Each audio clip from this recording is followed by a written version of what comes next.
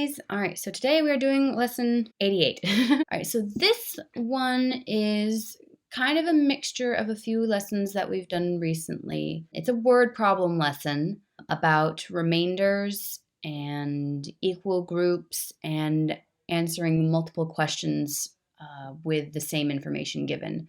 So a bunch of things that we've kind of been doing recently. Yeah, so we're just kind of mixing it all together today. All right, so we only have 2 examples, but each example has a couple of parts to it.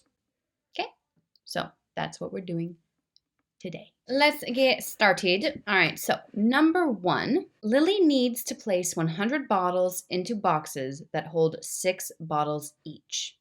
So that's the information we're given. And with that information, we have to answer these 3 different questions. So A, how many boxes can be filled?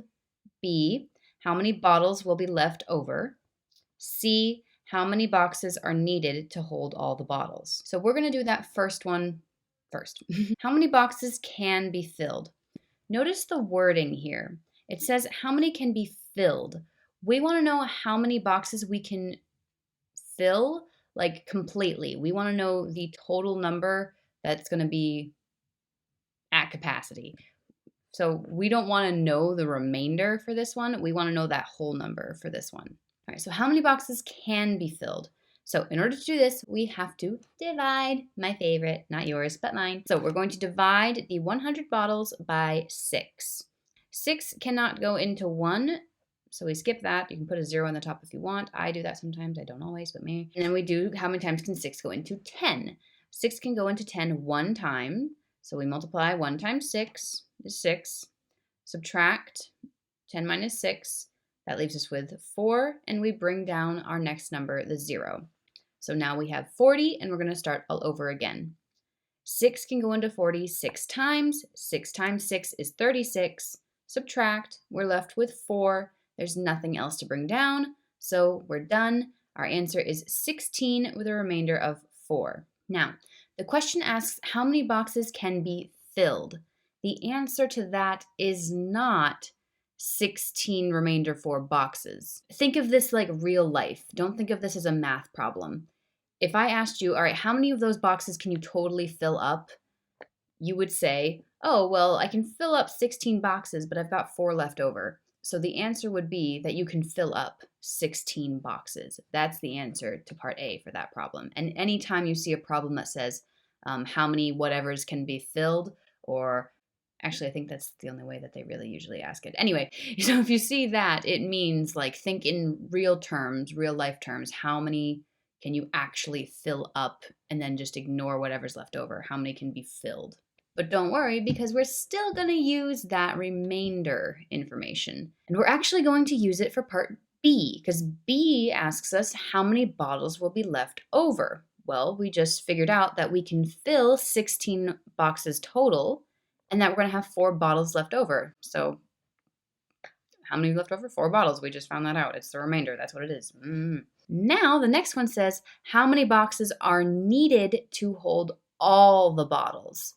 This is different from the first question. The first question is how many can you fill? How many can you fill up completely without having, empty spaces in that box? This question, on the other hand, is asking how many do we need for all of them, even if the boxes are not totally full, even if there is some empty space in there. And the answer to that is 17 boxes. And the reason for that is because we know that 16 of the boxes will be completely full. There's no extra space in them.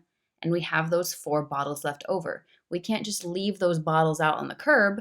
We still need those bottles. So we need that extra box to pack them and bring them wherever the heck Lily is going. So the answer for that is how many do we need?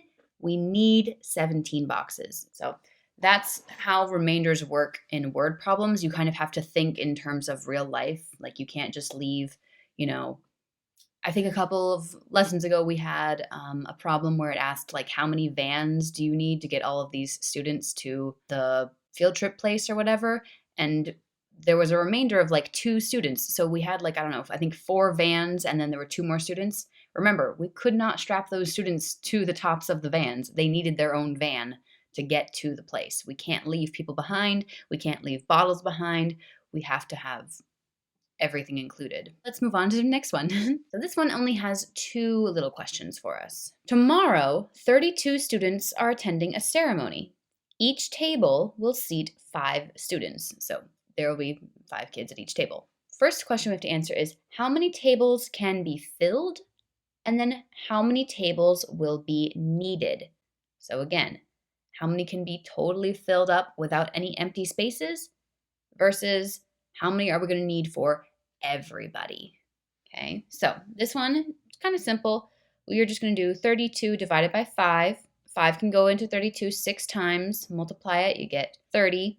Subtract, you get 2. There's nothing to bring down, so our remainder is 2. So looking at that, how many can be filled with no empty spaces? 6, because 6 is our whole number in the problem. So 6 tables. But how many tables will we need? We'll need 7 tables because we have those extra 2 students who need somewhere to sit, and we're not going to make them stand the whole time or sit in the corner or anything mean like that. They're going to get their own table, and they might have to sit with some teachers, but that's okay. So yeah, that's it. That is lesson 88. Let me look really quick. Remember that an obtuse triangle has one obtuse angle, one really big angle.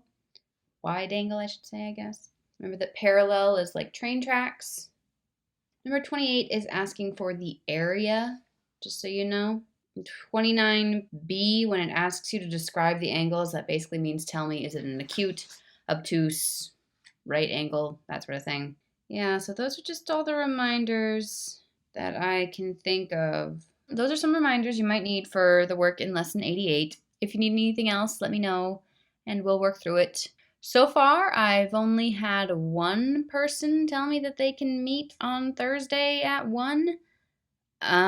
So I think I am going to just make another video pre-recorded, unless I get more people to comment on yesterday's video. Unless I'm making this at like 10 on Tuesday, so you're seeing this on Wednesday. If I don't get more people to respond by Wednesday when you're watching this video, I am going to just do a pre-recorded corrections video again. Sorry.